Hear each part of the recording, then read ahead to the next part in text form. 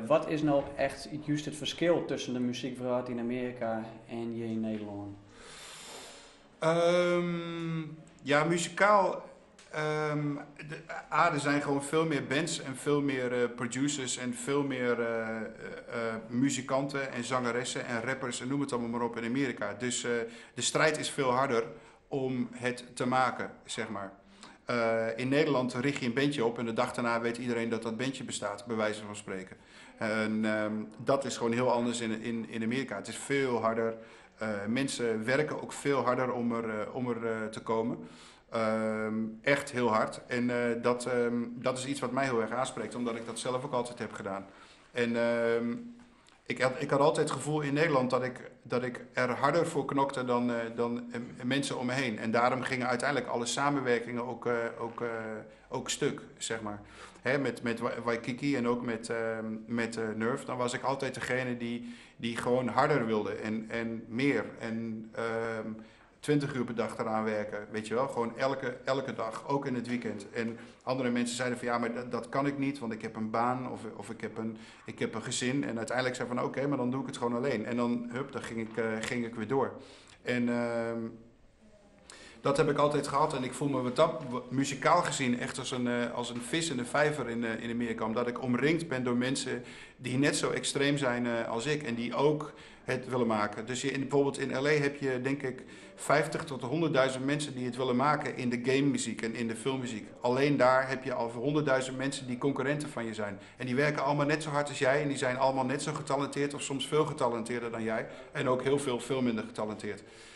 Maar je strijdt met al die mensen constant om een job. Mm-hmm. Dus als er een film uitkomt of een videogame, dan laten ze gewoon, ik weet niet hoeveel composers demo's maken.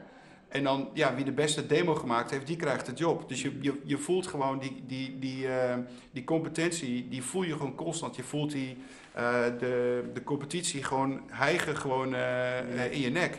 En daar ga je wel door werken. Maar dat werkt niet voor iedereen. Er zijn ook mensen die slaan gewoon dicht door die enorme tijdsdruk die er is en werkdruk. Maar voor mij werkt het echt heel goed. Zit er echt verschil in kwaliteit tussen Nederland en LA in dit geval?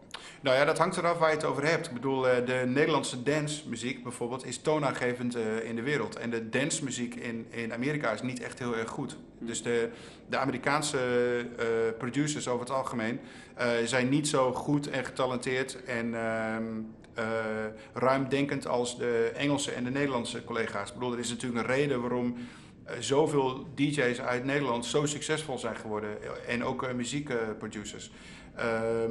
Maar het is heel anders met bandjes. Als je kijkt naar bandjes in Nederland, het is echt ik denk op één hand te tellen wie zeg maar internationaal echt wat betekend heeft. En dan heb je het echt over Shocking Blue en de Urban Dance Squad en Anouk. Mm-hmm. En voor de rest kan ik even niet zo snel een naam opnoemen. Golden Earring. Golden Earring. Maar er zijn wel een aantal subculturen van die kleinere subculturen waar bands wel wereldberoemd zijn binnen een hele kleine sector, zeg maar. Zoals bepaalde death metal bands. En een heel goed voorbeeld is Rockabilly Batmobile. Dat is een piepklein bandje die in Nederland nauwelijks platen verkocht. En die verkocht nergens ter wereld veel platen. Maar ze waren wel wereldberoemd binnen de rockabilly scene, overal waar je kwam ter wereld. Batmobile, ja nee, dat ken ik wel. Want dus dat heb je dan wel weer. Maar ja, Nederland heeft niet zoals Engeland of een aantal andere landen gewoon aan de lopende band, zeg maar, bands die internationaal carrière maken en die op tour gaan en die grote platencontracten binnenslepen en zo. Dus daar zit het grote verschil. Maar elektronische muziek is in Nederland gewoon toonaangevend. Just daar zelfs als een nuchtere Nederlander in het Plastic Fantastic LA? Nee, ik ben zeker niet een standaard nuchtere Nederlander. Anders was ik ook niet vertrokken. Want het is namelijk heel on-Nederlands om alles achter te laten en gewoon naar een stad als LA te gaan en het proberen daar te maken. Dus dat is niet echt Nederlands, vind ik. Je moet toch een zekerheid hebben van een baan of iets in die trant en dat had ik allemaal niet. Ik had genoeg geld gespaard om het daar ongeveer een half jaar tot een jaar uit te zingen. En als ik het niet kon maken binnen een half jaar tot een jaar, dan moest ik terug naar Nederland. Nou, uiteindelijk is het allemaal goed uitgepakt. Bovendien is LA ook geen plastic fantastic stad. Dat is wel wat de meeste Nederlanders hier zien over LA. Met Paris Hilton en alles wat er met Britney gebeurt. En noem al die sterren maar op. Maar dat is echt zo'n klein onderdeeltje van een stad. Die stad is zo groot als Nederland. Aan oppervlakte. Met iets meer mensen. 20 miljoen mensen wonen er ongeveer. En ik woon vlak aan het strand in Venice. En Venice is heel erg te vergelijken met Amsterdam. Het heeft wat criminaliteit, het heeft veel kunst, het heeft veel coole barretjes, leuke winkelstraatjes. Er wordt veel gefietst, in tegenstelling tot heel veel andere gedeelten van de stad waar je alleen maar in een auto zit. Dus er zijn heel veel verschillende plekken in die stad die hele verschillende vibes hebben. Ik bedoel, kijk naar Nederland. Ik bedoel, het verschil tussen Friesland en Groningen is enorm. Het verschil tussen Groningen en Drenthe is enorm. Drenthe en Limburg al heel anders. Limburg en Zeeland al heel anders. Nou, zo is dat in die stad ook. Er zijn echt verschillende wijken. De ene wijk is heel erg Spaans gedomineerd. En de andere wijken, daar wonen alleen maar rijke filmsterren. Dan een andere wijk is echt... en daar woon ik dan, Venice en Santa Monica. Dat zijn echt traditionele strandplaatsjes, zeg maar, met een hele typische huizenbouw. Je merkt dat alles daar veel relaxter is en veel meer lijkt op... de Spaanse kust, waar het niet toeristisch is, weet je wel, waar mensen uitgebreid de tijd nemen om te lunchen en heel laat 's avonds pas eten. Tegen een uurtje of 8:30, 9 gaan mensen pas eten. Een wijntje erbij in de middag is allemaal heel normaal. Dus er zitten zoveel verschillende culturen in die stad. En dat vind ik wel eens jammer dat de meeste mensen hier dat gewoon niet weten hoe leuk die stad ook is, zeg maar. En omdat het enige wat je ziet is dat plastic, fantastic. En vrienden die van mij komen, en veel mails waar we het eerder over hadden, die is onlangs bij mij 2 weken geweest. En die was echt helemaal weggeblazen van die stad. Die had echt zoiets van, goh, ik wist helemaal niet dat die stad zo was, joh. Die heeft alleen maar rondgereden en foto's gemaakt. En de natuur om Los Angeles heen is ook adembenemend mooi. Als je naar het noorden gaat, langs de kust.